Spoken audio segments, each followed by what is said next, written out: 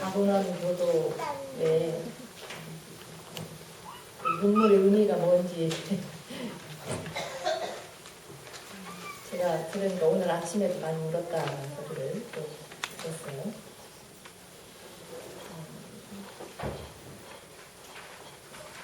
제가 우리 예신교만 들으니까 추가하려고 했었다는 것 같아요. 어떤 사연을 추가하지 않고 결론했는지 잘 모르겠고, 지난번에 우리 덕구 상임위원회를 하는데 그 학습 코치 인성교육에 관해서 발표, 근데 그거 안이라고 안이 나왔는데 그것을 제안 설명하는데 박은홍 교도가 와가지고 설명을 했어요. 간단하게 설명하고 본인은 돌아갔고 우리 그 사무국장이라는 이제 이야기를 하는데 본인이 한번 시민 선방을 방문을 했대요. 그랬더니 그 젊은 청년들이 그 딴 세상 아이들 같은 느낌을 받았다는 거예요.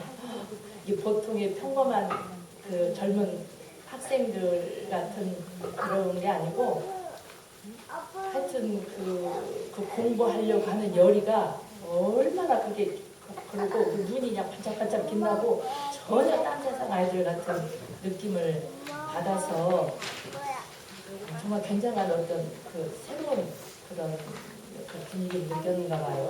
그런 이야기를 하면서 우리가 이런 어떤 그 보통의 젊은이들 같은 그런 에너지도 있어야 되지만 또 그런 아이들도 굉장히 교단적으로 필요할 것 같다 이런 이야기를 하고 어지간한 예비 교무들하고 실력해가지고는 안 될 것 같다고 그런 이야기도 제가 들었습니다. 저도 안 가봐서 모르겠어요. 한번 그 말을 듣고 저 신입선방 한번 가봐야 되겠다. 어떻게 하나 이렇게 한번 그런 생각을 들었습니다. 오늘은 느닷없이 자력 양성을 하는데 그 법사님 몇 단이신지 모르겠어요. 그 단에서 법인문답으로 자력 양성에 대해서 물어보고 이 공부를 좀 했으면 좋겠다 이렇게 하셔서 제가 오늘 갑자기 자력 양성을 잡았습니다. 법사님은 제가 안성 낼 때 그때 회장님이셔가지고 안성이 여러 번 내려오시고 저 밥도 많이 사주시고 이렇게 관심을 가져주셔서 늘 감사한 마음이 제 안에 있습니다. 법사님뿐이 아니고 또 다른 분도 계시는데 목사님 또 그러시고 도사님들 그러시고 그러셔서 제가 원남교단에 은혜가 많이 입었는데 이제 이번에 잘 갚아야 되는데 어떻게 될지 모르겠습니다. 자력 양성 하려고 공부하겠습니다.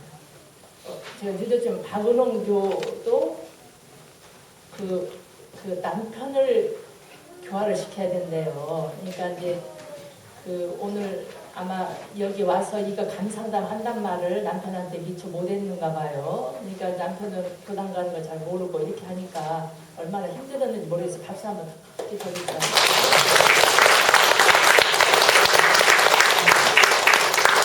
너무 고맙고 예쁘고 그러죠? 대답이 작아서 별로 안 예쁜가 봐요. 예쁘죠? 정말 제 마음에는 어찌나 예쁜지 모르겠어요. 중생의 뜻이 뭘까요? 중생.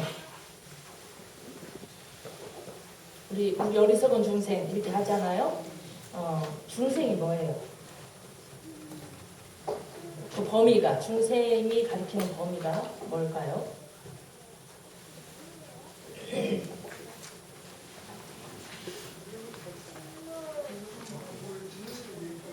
우주 만물 전체를 중생이라고 한다.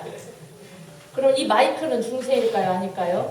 이거는 마이크는 우주 만유 속에 들어가요? 안 들어가요? 들어가죠? 그러면 이건 중생일까요?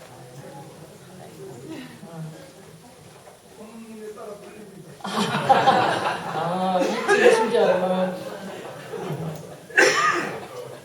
이제 그 보는 눈에 따르면서 이 다음에 적용하기로 하고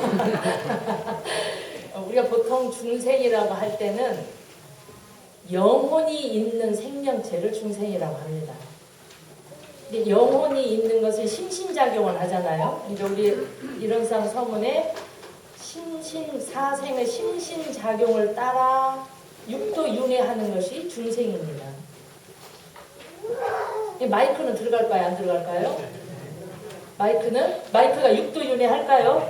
안 할 것 같죠? 그냥 마이크는 제외하겠습니다. 그러니까 책상은요? 지구도 육도윤회 할까요?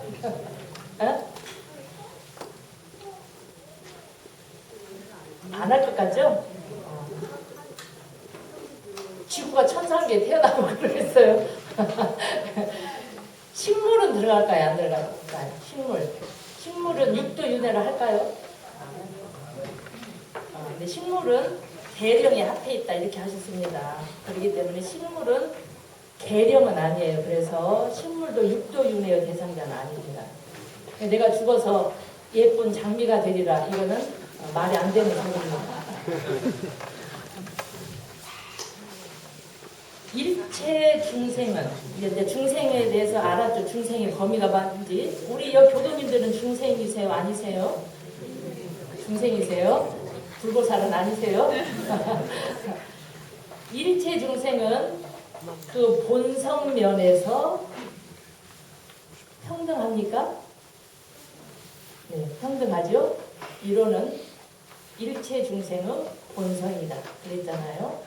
그러니까 그 본성 면에서는 일체 중생이 개나 청와대에 있는 그 진돗개나 저나 본성 면에서는 평등하다. 그것이 작용하는 면에서는 차별이 있습니다. 그 작용하는 것이 차별이 있기 때문에 신심작용 따라서 그 애는 개가 되고 저는 사람이 되고 이렇게 됐습니다. 그러나 본성 면에서는 평등합니다. 그 일원의 진리의 속성 중에 평등성의 근거에서 나온 교리 중에 하나가 사요입니다. 그러니까 사요는 모든 인류는 모든 사람은 근원적으로 평등하다. 그거의 근거에서 나오는 법문이 사요의 법문입니다. 사요가 뭐죠? 첫 번째 자력양성, 두 번째 지자본인, 세 번째 하자녀 교육, 네 번째 공도자 숭배 이렇게 네 가지를 말씀해 주셨습니다. 평등세상 이 말을 되게 또 준중세상 이렇게도 이야기하고 또 대종사님께서 뭐라고 했냐면 불교적인 용어로는 전반세계다 이렇게 이야기합니다. 전자가 융탄자 그 털로 만든 그 따뜻한 그 조직물을 할 때 그 전자를 쓴대요. 담요전 뭐 이렇게 말을 할 수 있을지 모르겠어요. 그리고 반자는 쟁반반자예요. 그러니까 전반세계 할 때 전반이란 말은 따뜻하면서도 평평하다. 이런 쟁반이 이렇게 기울어져 있으면 쟁반 노릇을 못 하잖아요. 그러니까 쟁반은 반듯해야 쓸 수가 있죠. 반듯하면서도 이게 뭔가 포근한 그런 느낌이 있는 걸 전반세계라고 합니다.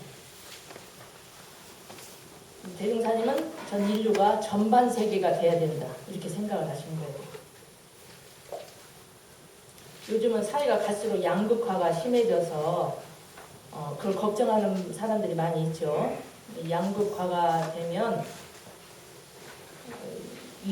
사회적 위험성이 위험이 많이 생겨나기 때문에 사회적 비용이 많이 들고 결국은 국가가 혼란스러워진다 이런 이야기를 합니다. 그래서 사회주의 이념을 가진 분들이 우리 교리 중에 사요를 아주 좋아합니다.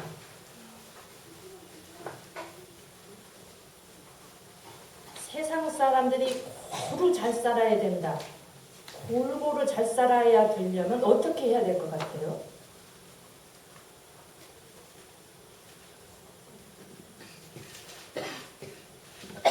세상 사람들이 골고루 다 함께 잘 살려고 하면 내가 대통령이 됐다. 그럼 무엇을 해야 될 것 같아요?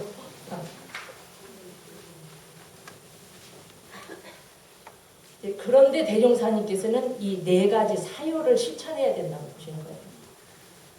이 네 가지를 실천하면 이 세상이 전반 세상이 된다고 보시는 겁니다. 사요라는 말은 네 가지 아주 기묘한 도리, 이런 한문으로 하면 그런 뜻이잖아요.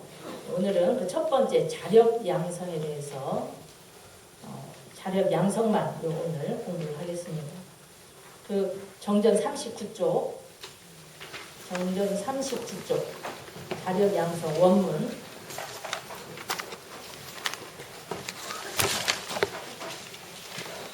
시간이 많이 가니까 2번은 빼고요. 정전 39쪽 번호 1번, 3번, 4번만 함께 공부하시겠습니다. 39쪽 펴셨어요? 네. 1. 자력 양성의 강령.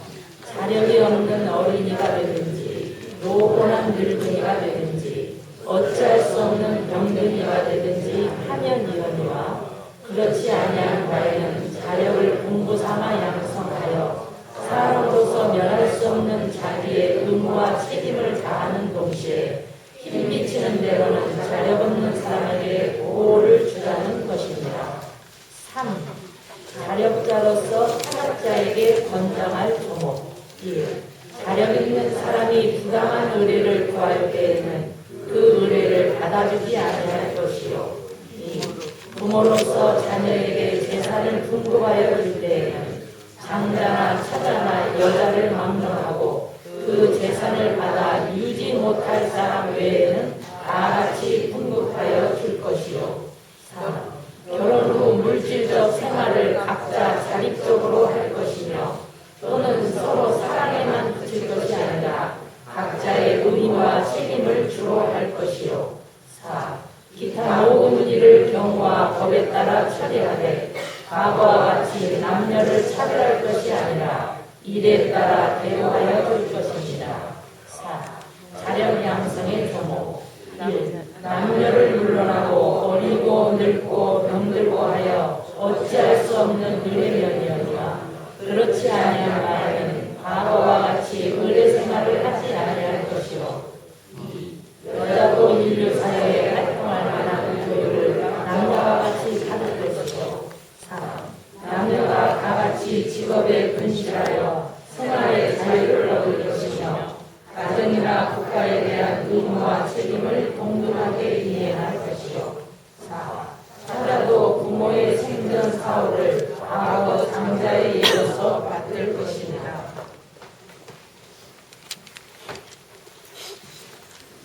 이런 법문을 그 당시 하셨어요. 그 당시가 언제예요? 100여 년 전에. 정말 대단하시잖아요. 처음에는 남녀 권리 동일이라고 했답니다. 자력 양성이라고 하지 않고 남녀 권리 동일이다. 이 세상 지구의 반절은 여자잖아요. 근데 남녀가 권리가 동일하지 않으면 지구상의 반절의 삶이 불행한 겁니다.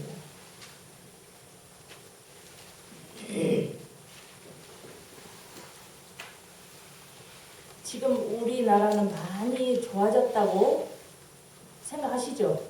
많이 좋아졌다고 생각하는데 세계적으로 볼 때 아직도 굉장히 어두운 그늘이 많고 또 지금 좋아졌다 이 말하면 우리 예진교모가 가만히 안 있습니다. 예진교모 굉장히 그 남녀 평등 지수가 높아요. 그래가지고 제가 말 조금 실수하면 완전히 저한테 방지어 그러고 다녀요. 우리가 지금 어떻게 남녀 평등이 있냐고 이렇게 할 거예요. 제가 조심해야 됩니다. 근데 옛날에 비해서 많이 좋아졌다 그래서 어른들은 이제 됐다 이렇게 하는데 그 날카로운 그 의식으로 바라본 사람들은 아직 멀었다는 거예요. 제가 옛날에 무슨 교육을 받으니까 화장실 숫자를 남녀 숫자가 50명씩 돼서 숫자를 똑같이 놓는 건 불평등한 거라더라고요. 왜냐하면 남자는 훨씬 쉽게 일을 볼 수 있고 여자는 훨씬 복잡하기 때문에 화장실을 더 개수를 더 놔야 이게 평등한 거랍니다. 제가 그걸 듣고 시각을 우리가 굉장히 우리가 고정관념을 많이 생각하는데 굉장히 세밀하게 볼 필요가 있어요. 옛날 우리의 지금 수도원에 계신 어른들은 남자 부교물, 여자 부교물 둘이 있으면 남자 부교물을 더 이뻐해요. 먹을 거 있으면 자꾸 그 앞으로 밀어주고 그러기 때문에 아주 어떻게 생각하면 유치한 것 같지만 그걸 표출도 못하고 속상하고 막 이랬던 이야기가 있는데 요즘은 그런 거 없고요.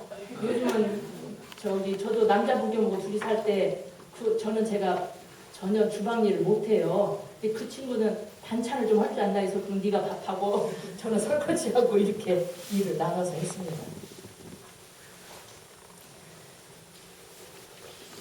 대종사님께서는 이것을 그냥 이념으로만 아니고 제도 속에 넣으셨어요. 남녀 권리 동의를. 그래서 그 당시에 교무의 역할에 여자 교무를 키워서 설교를 훈련시키고 이렇게 하셨고, 수이라는 수가 남녀가 동수이다. 알고 계시죠? 뭔 말인지 알죠? 종법사님을 뽑을 수 있는 출가단 중에 가장 상 높은 단원입니다. 천주교로 하면 그게 추기경 같은 역할입니다. 그 역할이 남자, 여자 동수로 되어 있어요. 그리고 대종사님 당대 때도 동수로 했고요. 그리고 거기서 선출되면 여자 종법사가 될 수 있습니다. 거기서 선출되면 제가 여자 교도님도 종법사가 될 수 있습니다. 이거는요, 당시로는 천지가 개벽될 일입니다. 30여 년 전만 해도요, 전 세계적으로 남녀평등이 가장 잘 된 조직이 대한민국의 원불교다고 이화여대 여성학에서 배웠다는 거예요. 근데 요즘은 순위가 뒤로 확 밀렸대요. 왜냐하면 세상은 좀 더 발전하고요. 뭐 때문에 우리가 순번이 밀리냐면 다른 건 밀릴 일이 하나도 없는데 결혼 문제 때문에 순번이 뒤로 확 밀렸답니다. 여자 경우는 결혼을 못하게 된다는 거에 대해서 세상에서 여성운동 하는 사람들이 굉장히 막 그것 가지고 막 열변을 해요. 왜 그렇게 선두적으로 잘하는 조직이 남자는 결혼을 할 수 있고 여자는 못하게 하냐 이렇게 해가지고 그것이 참 대답하기가 곤란한 상황이긴 합니다. 오늘 해야 돼요?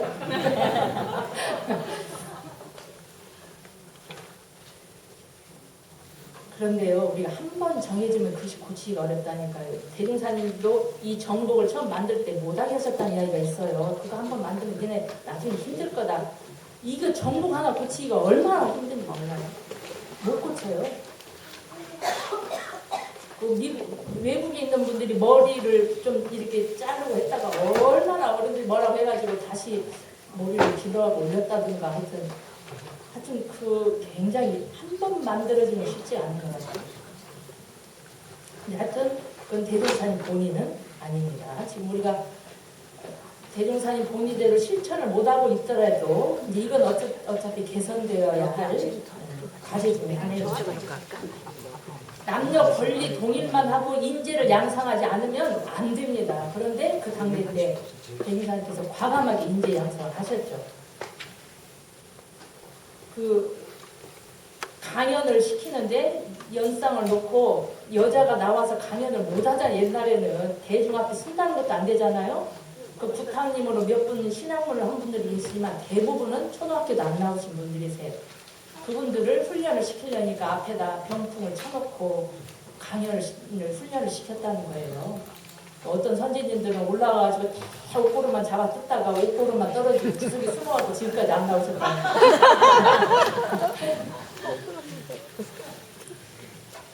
글자 하나하나씩 가르쳤대요. 정신정, 귀신신, 정신이라 이렇게 하면서 가르쳤답니다.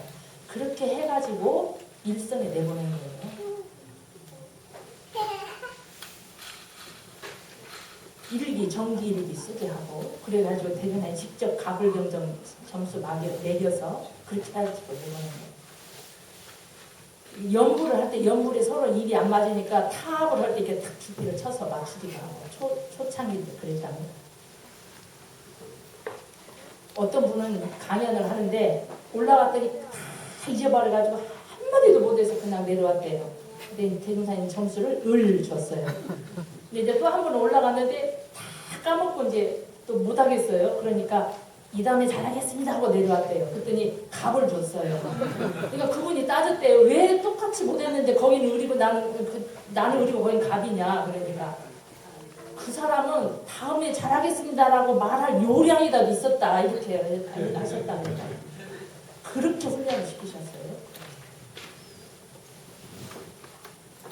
우리 부당은 부회장님이 6분인데 남자분이 4분이고 여자 부회장이 2분이세요. 여자 회장님 그동안 계셨던 데 있었나요? 네. 아, 그러시구나. 대종사님께서 말씀하신 무자력자는 누굴까요? 무자력자. 원문이 뭐였죠? 어린이, 병든 사람, 노인. 네, 이 셋은 어찌할 수 없거니와 이렇게 하셨잖아요. 그 외에는 자력을 공부 삼아 양성하여 이렇게 했습니다. 공부 삼아 양성하여. 왜 그럴까요? 왜 공부 삼아? 자력은요 가만히 있는데 길러지는 건 아니에요. 어떻게 해야 돼요? 공부 삼아 해야 됩니다. 사람은 본능적으로 편한 쪽으로 가게 돼 있어요. 그래서 누가 날 해주면요 그냥 의지하게 되거든요. 저 우리 예진교무가 자꾸 저한테 과한 친절을 베풀려고 하면 제가 그렇게 하지 말으려고 해요. 근데 그게 싫어서가 아니라 저는 퇴임하면 도로 제가 혼자 해야 되는데 그때 굉장히 불편하다는 이야기를 제가 듣고 아예 그 습관을 좀 안 들이려고 합니다. 그렇지 않아도 제가 뭘 잘 못해서 문제가 많은데 뭐 차도 타다 주면 이렇게 자꾸 버릇이 되면 내가 안 될 것 같아서 그렇게 하지 마라 이렇게 하는데 너무 저한테 친절을 베푸는 것 같아요.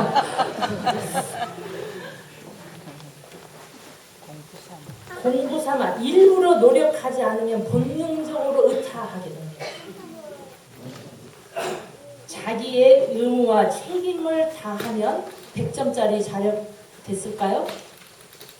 자, 여자도 가정에서나 국가에서 각자의 의무와 책임을 다해라 이렇게 되어 있습니다. 그랬는데 그렇게 하면 이제 100점짜리 자력 양성될까요?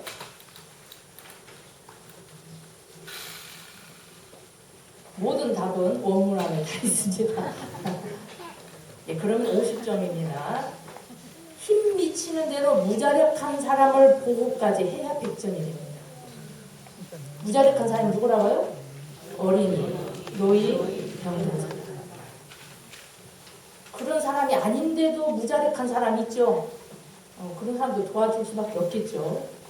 여하튼 내가 해야 할 일을 다 하는 건 50점이고 내가 남는 여력을 가지고 무자력한 사람을 도와주는 것까지 해야 대종사님이 말씀하신 자력 양성이 다 되시는 겁니다. 이 세상에서 가장 행복한 사람은 제가 생각할 때 자력이 많은 사람입니다. 가장 불행한 사람은 누굴까요?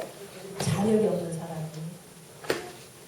저는 이 자력 양성만 하면 생각나는 사람이 있어요. 중국 청나라 때 청나라의 마지막 황제 영화 보셨어요?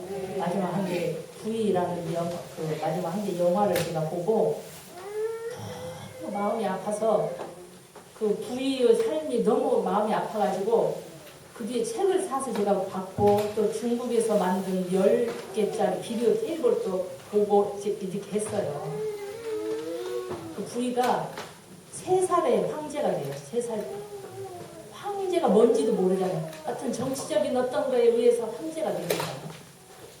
어느 날 집에서 어머니에서 떨어져가지고 알 수 없는 어떤 거대한 집으로 데리고 가서 자기를 놓는 거죠. 유모만 데리고 들어가요. 나중에 근데 유모만 너무 따르니까 유모도 분 밖으로 내보내버려요. 그러니까 그 아이가 엄마 이제 우리 나이로 하면 한국 나이로 하면 4살, 만 3살입니다. 이게 황제 즉위식을 할 때 그 왕의 의자에 앉아서 오줌을 싸요. 그리고 얼마나 물어내는지 몰라요. 이 아이가 저는 중국 자금성을 안 가봤는데 자금성 갔다 온 분이 거기 가서 보니까 우리나라 궁은 장난감 같은 느낌이 든다고 그러더라고요. 그렇게 거대하게 큰 그곳에 그 많은 사람이 서가지고 즉위식을 하는데 어린 아이가 그 왕자에 앉아서 그게 무슨 의미가 있겠어요? 엄마는 없는데. 6살 때 혁명이 일어나가지고 그 황제에서 축출됩니다. 그런데 이제 뭐 그 어떤 정치적인 세력에 의해서 자금성 내에서 황제의 그 직위를 그대로 부여받으니까 자금성 안에서는 황제예요. 근데 얘는 자기가 황제에서 또 물러나는 건 그것도 모르는 거예요. 6살인 거 모르는 거죠. 이게. 그리고 자기는 이제 황제라는 것이 무엇인가, 뭐든지 명령하면 신하가 다 듣는다. 이런 식으로 가르치는 거예요. 내가 말하면 어른들, 그 늙은 한간들이 와가지고 다 이렇게 하고 하잖아요. 근데 그런데 맛을 들여가게 되죠. 나중에 또 정권이, 혁명군이, 또 다른 혁명군이 일어나고 정권이 바뀌면서 뭐 이제 자금성에서 쫓겨나고, 그리고 뭐 일본이 어떻게 해서 이제 일본 만주국에 또 황제로 다시 29살에 오르고, 그러나 그 일본의 꼭두가시가 되고, 그러다가 이제 뭐 2차 대전이 끝나니까 소련군이 잡혀가지고 감옥에서 10수년을 생활을 해요. 그런데 저는 책에서 보니까, 영화에서는 그것까지 안 나왔는데 책에서 보면은 처음에는 이제 황제라고 하니까 사람들이 또 같이 감옥에 있는 사람들이 좀 달리 했을 거 아니에요. 그런데 할 줄 아는 게 아무것도 없어요.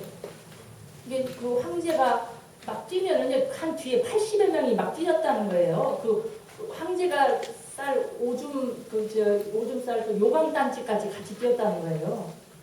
그랬는데 이제 평민이 돼가지고 감옥에 있는데 그 부위가 세면장만 갔다 오면 난리가 나요. 왜냐하면 틀지만 아직 이걸 잠글지를 모르는 거예요. 그러니까 늘 막 물이 넘쳐가지고 난리가 나죠. 또 다 종치면 그 운동장에 다 모여야 되는데 혼자만 안 나와. 모두 그냥 운동화 끈을 못 매가지고 이게 막 운동화를 잘 못 신어서 못 하는 거예요. 치약을 이걸 잘 못 묻히는 거예요. 이게 늘 어디 가는 데마다 문제가 생겨요. 또 이렇게 이제 앉아가지고 전부 다 박스를 만들어요. 그러면 다른 사람 박스 한 10개 만들면 겨우 하나 만드는데 그것도 불량품 하나를 만들어요. 이런 것들을 보니까 다른 사람들이 어떻게 생각했어요?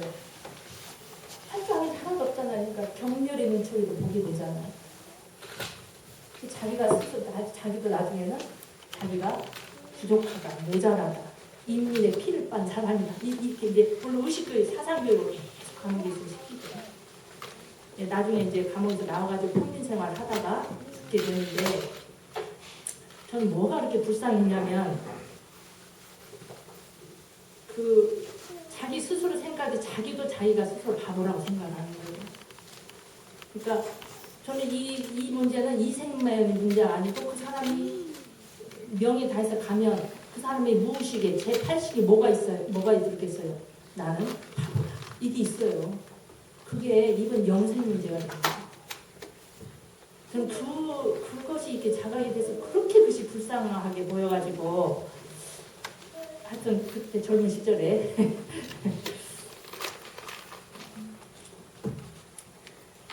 요즘도 그와 유사한 분이 또 계시잖아요. 그래서 사실은 저는 굉장히 마음이 안 됐고, 어린 시절을 늘 누군가가 시중을 들어주는 일을 하니까 본인 스스로 이렇게 모자를 안 썼다는 거 아니에요, 이게. 그러니까 저는 그래서 정말 안 됐어요. 그리고 제가 각오한 건 뭐냐면 절대로 그런 집안에 태어나면 안 되겠다는 생각이, 어렸을 때부터 늘 해주면 그렇게 될 수밖에 없습니다. 제가 그 아는, 제 익산에 있을 때 우리 교도님 한 분이 그 말씀을 하세요. 자기 이제 박근혜 대표 이야기가 나와가지고 이렇게 하다 보니까 그분을 이해하려고 하니까 무슨 이야기를 하냐면, 자신의 올케가, 자기 오빠가 의사인데 올케가 이대를 나갔대요. 그래가지고 이제 옛날 공안검사 딸이었대요. 하고 이제 집안을 듣고 결혼을 했는데 평생을 오빠가 그 짐을 지고 산대요. 할 줄 알았어. 아무것도 없대요. 이게 어렸을 때부터 늘 누군가가 학교까지 따라다녔대요. 옛날 공안검사면 대단했다네요. 저는 그래가지고 할 줄 아는 게 하나도 없고 공부는 잘했으니까 이화여대 나왔겠죠. 그랬는데 이게 IQ가 낮은 게 아니고 이렇게 상황 파악을 못한대요. 그러니까 이 자리에서는 이 말을 해야 할 말인지 아니야 그런 걸 잘 모른대요. 그러니까 뭐 하여튼 뭔 예를 하나 들었는지 제가 잊어버렸는데 오빠가 평생 그 짐을 짊어지고 살았다, 산다 이렇게 이야기를 해요. 그래서 그런 거로 미루어 봐서 아마 그분도 충분히 그럴 수 있지 않을까 이런 말을 하니까 제 마음에 그럴 수 있겠구나 그런 마음이 듭니다. 늘 주변에서는 좋은 말만 하잖아요. 뒤에 거슬리는 거 아니죠. 자력이 부족한 사람이 가장 불쌍하다. 이 생각 들으세요? 제가 지금까지 설득시킨 거예요. 자력이 없으면 얼마나 불쌍한가. 설득이 되셨어요? 네. 자력이 많은 사람이 제일 부자입니다. 휴대폰 사용만 잘 못해도 컴퓨터 잘 안 되면 제가 그거보다 눈치 보고 저 사람 안 바쁠 때 불러서 이것 좀 해주라고 공손하게 부탁해야 해주지 않아요? 그러잖아요? 그러니까 안 해줘요. 안 해주면 심장 사납잖아요. 제가 어른인데. 그러니까 그렇게 할 수밖에 없어요. 그때마다 느낍니다. 자력을 키워야 해서.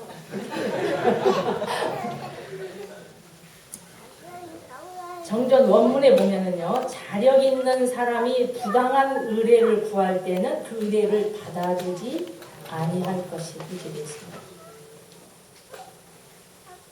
자녀를 지극히 사랑한 나머지 자력이 없는 아이로 키우면 그 아이를 망치는 겁니다.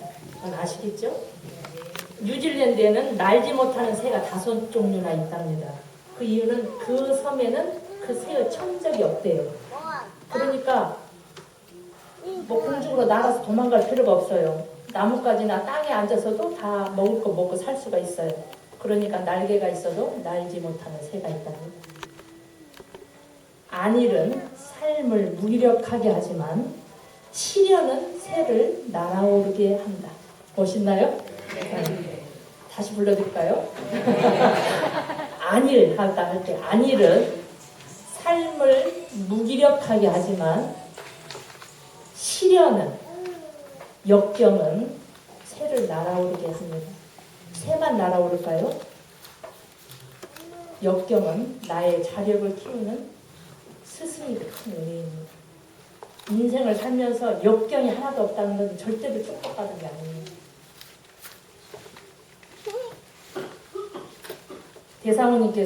대사모님께서 대종사님 구도 시절부터 얼마나 고생하셨어요. 대가 아프면 좀 편해야 되는데 대가 후에도 그러시고 총부 건설 뒤에도 그러시고 제자들이 도우려고 하니까 대종사님께서 그러셨죠. 자신의 힘으로 살 수 있다면 그것이 떳떳하고 행복한 생활입니다. 총부에서 가끔씩 밥을 드셨대요. 대사모님이 어느 날 대종사님 부르셨대요. 대가 하기 전에는 구도한다고 생전 그랬죠. 대가 후에는 늘 주변에 제자가 있어가지고 그러죠. 그러다가 대종사님이 남편이 나를 부르는 거예요. 그러니까 얼마나 기대를 했겠어요. 왜 불렀는가. 불러가지고 그 총무에서 밥 먹고 다니지 말아라 이렇게 하셨다. 울고 가셨답니다. 제가 그 이야기를 우리 어머니한테 들었어요. 어렸을 때. 우리 대종사님 며느님도 제가 뵈면 특히 겸손하시고 그 작은 방에 일부 당시에 사시고 뭐 버선이 아니라 덮신을 쩔어가지고 보는 사람 하나 나는 저도 얻어서 신었습니다. 우리 시타님 어머님이요. 그러셨어요. 열반하는 순간까지 당신이 조금 더 은혜를 잊지 않고 사시려고 노력하셨던 그런 이야기를 제가 들었습니다. 자력이 얼마나 소중한지 알기 때문에 그게 자각이 있기 때문에 그렇게 할 수 있는 겁니다. 그렇게 하는 건요 원불기밖에 없을 거예요. 그 종교의 교주의 가족이 그렇게 사는 데는요 원불기밖에 없을 거예요. 자력이 없으면요 인권이 침해됩니다. 한 가정에서도 부인이 경제적 활동이 약하면 은근히 남편이 아내를 무시합니다. 가슴에 손 얹고 보세요. 남자를. 자기 분이 돈을 잘 벌면요 할 이야기도 좀 못합니다. 그러시죠? 아마 그러실 거예요. 부인이 경제 활동 못하면 할 소리가 그냥 나갑니다. 저 많이 봤어요. 만약 그러지 않는 남편이 있다면 굉장히 좋은 남편을 두신 겁니다. 돈을 안 버는데도 불구하고 부인의 인권을 존중해주는 남편이 있다면 그분은 굉장히 인격이 수승한 분이십니다. 대산종사님께서는 자력을 세 가지로 나눴어요. 하나는 정신의 자유력, 두 번째는 육신의 자활력, 세 번째 경제도 자립력이 있어야 된다. 요즘은요 정신이 불건강한 사람이 너무 많아요. 그래가지고 스트레스 지수가 높아서 우울증 환자가 많잖아요. 이건 정신의 자주력이 부족한 거잖아요. 정신의 자주력이 부족하면 같이 사는 사람이 굉장히 힘듭니다. 그럼 만만하면 삐쳐. 그럼 얼마나 더 피곤한지 아세요? 그거 굉장히 피곤해요. 그런데 정신 건강은 아주 좋은데 육신이 늘 아파. 그래가지고 이만한 것도 못 들어. 그럼 옆에서 들어줘야 되고 이렇게 하면 어때요? 자연히 또 다른 사람이 도움을 받을 수밖에 없어요. 몸이 건강해야 되는 것도 자력 양성에 들어갑니다. 내가 내 몸을 어떻게 건강하게 가꾸느냐는 중요한 문제입니다. 내가 몸이 건강하면 다른 사람을 도와줄 수 있잖아요. 우리 임성호님이 설거지를 늘 하는 건 뭐예요? 육신이 건강해가지고 그렇게 도와주시는 겁니다. 정신도 건강하고 몸도 건강하지만 경제 자립력이 떨어져도 또 다른 사람의 도움을 받을 수밖에 없어요. 그거 다 좋은데 먹고 살 것이 없다. 그럼 어떻게 되겠어요? 경제 자립력도 아주 중요합니다. 대산종사님께 이 세 가지를 다 갖춰야 자력을 다 갖춘 것인데 그렇게 하면 몇 점이라고요? 50점입니다. 그 나머지를 가지고 내가 강한 정신력, 그 멘탈이 강한 그걸 가지고 정신력 약한 사람을 도와주고, 아까 우리 박은홍교도가 그랬죠? 아이들이 지치고 뭔가 할 때 그 아이들의 마음을 살려내고 이 이야기 했잖아요? 이건 내가 강한 자주력이 강해야 그게 가능한 거고, 그것만이 아니라 내가 건강한 육신을 가졌다면 이 육신을 가지고 뭔가 다른 사람에게 봉사하고, 그리고 내가 경제적으로 더 풍요롭다면 그것을 다른 사람에게 나눌 수 있고, 이렇게 해야 대종사님 말씀하신 자력 양성 100점짜리 제자가 될 것입니다. 이 세상에 행복스러운 사람 둘이 있나니 하나는 제 힘으로 제가 살아가는 사람이요, 둘은 제 힘으로 남들까지 살려주며 살아가는 사람이다. 대종사님 말씀입니다. 오늘 이 정도만 하고요. 우리 법사님 이제 좀 부족한 것이 뭐가 있는지 지적해 주시면 또 공부해서 하겠습니다.